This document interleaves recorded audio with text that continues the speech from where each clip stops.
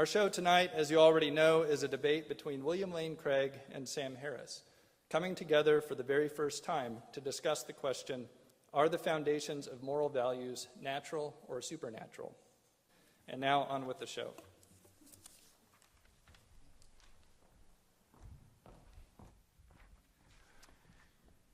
Well, good evening. It's wonderful to be here at the University of Notre Dame, and I want to begin by Sorry. We're going to begin each speech with me checking with the timekeeper to make sure that he's ready, and then the timekeeper is going to hit go, and then you get to go. All right. So you go when I say begin. Sorry for jumping the gun. Professor Craig gets the first word in the debate. Dr. Harris gets the last word. Timekeeper, are you ready? This is 20 minutes. Begin. I want to begin by thanking the Center for Philosophy of Religion for the invitation to participate in tonight's debate.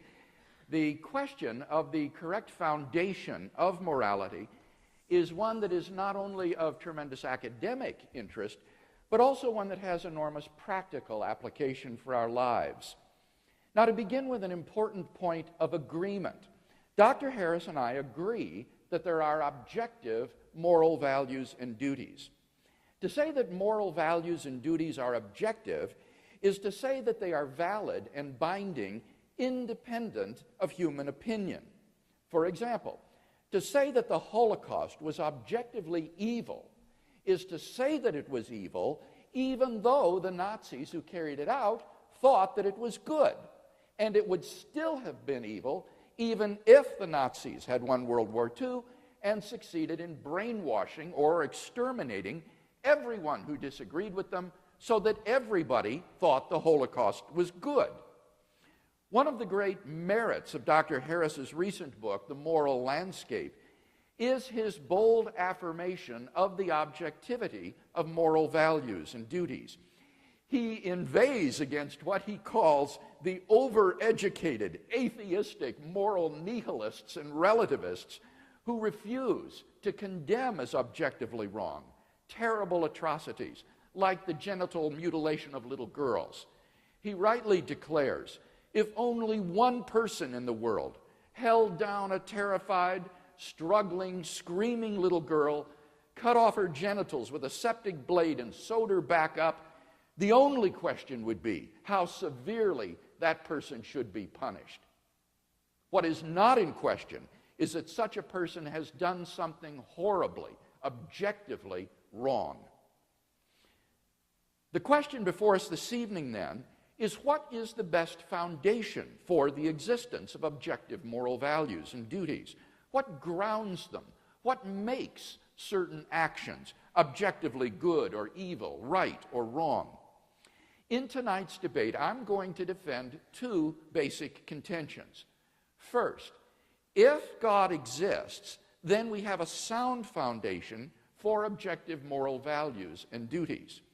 And second, if God does not exist, then we do not have a sound foundation for objective moral values and duties.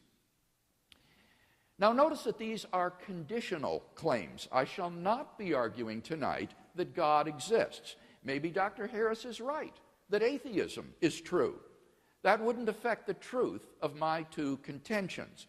All that would follow is that objective moral values and duties would then, contrary to Dr. Harris, not exist. So let's look at that first contention together. If God exists, then we have a sound foundation for objective moral values and duties. Here, I want to examine two subpoints with you. First, theism provides a sound foundation for objective moral values. Moral values have to do with what is good or evil. On the theistic view, objective moral values are grounded in God. As St. Anselm saw, God is by definition the greatest conceivable being, and therefore the highest good. Indeed, he is not merely perfectly good, he is the locus and paradigm of moral value. God's own holy and loving nature provides the absolute standard against which all actions are measured. He is, by nature, loving, generous, faithful, kind, and so forth. Thus, if God exists, objective moral values exist, wholly independent of human beings. Second, theism provides a sound foundation for objective moral duties. On a theistic view, objective moral duties are constituted by God's commands. God's moral nature is expressed in relation to us in the form of divine commandments, which constitute our moral duties or obligations. Far from being arbitrary, God's commandments must be consistent with his holy and loving nature. Our duties, then, are constituted by God's commandments, and these, in turn, reflect his essential character. In the Judeo-Christian tradition, the whole moral duty of man can be summed up in the two great commandments. First, you shall love the Lord your God with all your strength and with all your soul and with all your heart and with all your mind. And second, you shall love your neighbor as yourself. On this foundation, we can affirm the objective rightness of love, generosity, self-sacrifice, and equality, and condemn as objectively wrong selfishness, hatred, abuse, discrimination, and oppression. In summary, then, theism has the resources for a sound foundation for morality. It grounds both objective moral values and objective moral duties. And hence, I think it's evident that if God exists, we have a sound foundation for objective moral values and duties. Let's turn then to my second contention, that if God does not exist, then we do not have a sound foundation for objective moral values and duties. Consider first the question of objective moral values. If God does not exist, then what basis remains for the existence of objective moral values? In particular, why think that human beings would have objective moral worth?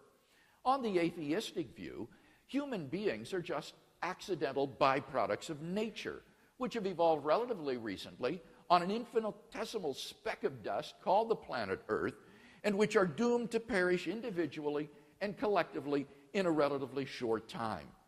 On atheism, it's hard to see any reason to think that human well-being is objectively good, any more than insect well-being or rat well-being or hyena well-being. This is what Dr. Harris calls the value problem. The purpose of Dr. Harris's book, The Moral Landscape, is to explain the basis on atheism of the existence of objective moral values. He explicitly rejects the view that moral values are Platonic objects existing independent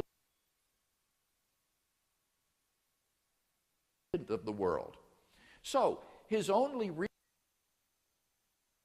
recourse is to try to ground moral values in the natural world. But how can you do that, since nature in and of itself is just morally neutral? On a naturalistic view, moral values are just the behavioral byproducts of biological evolution and social conditioning.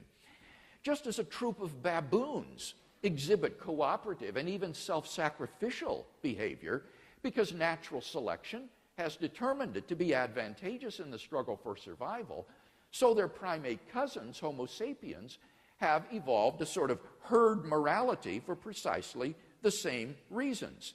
As a result of sociobiological pressures, there has evolved among Homo sapiens a sort of herd morality which functions well in the perpetuation of our species.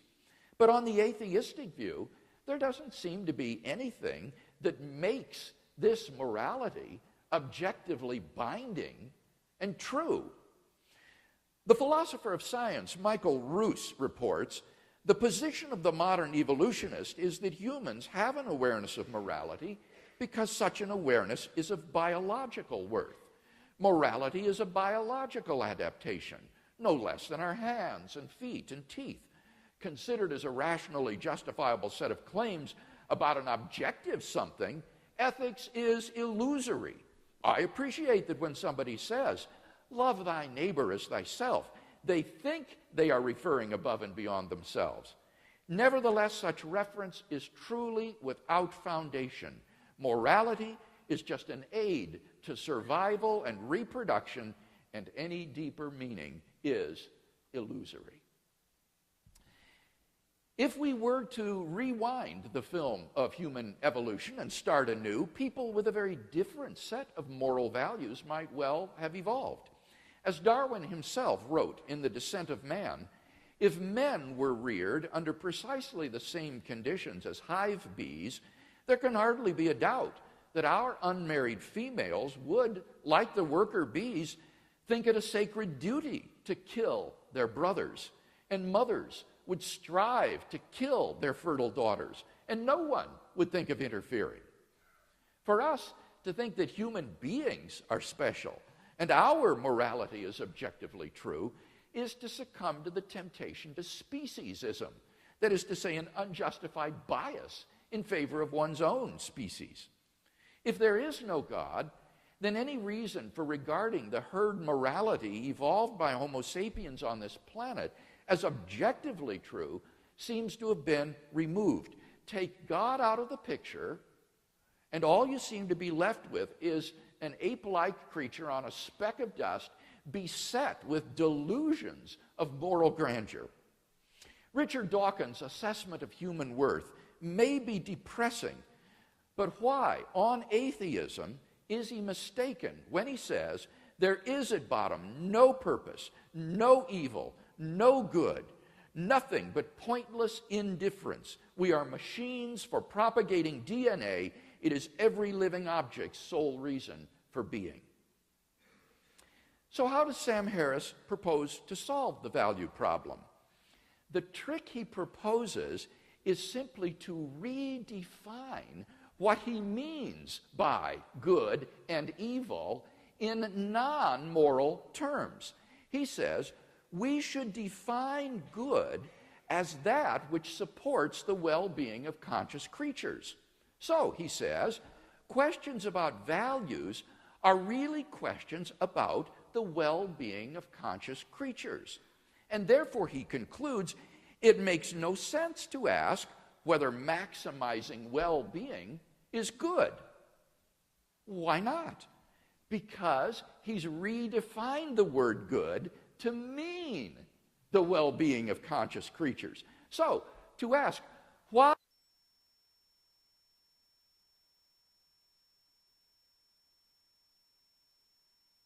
is maximizing creatures' well-being good?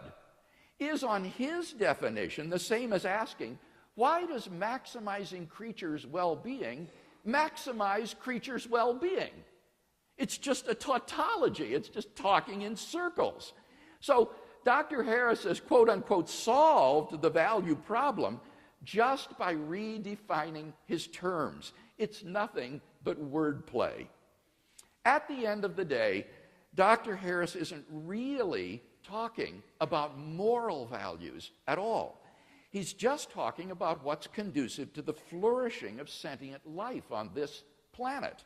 Seen in this light, his claim that science can tell us a great deal about what contributes to human flourishing is hardly controversial. Of course it can, just as it can tell us what is conducive to the flourishing of corn or mosquitoes or bacteria. His so-called moral landscape, which features the highs and lows of human flourishing, isn't really a moral landscape at all.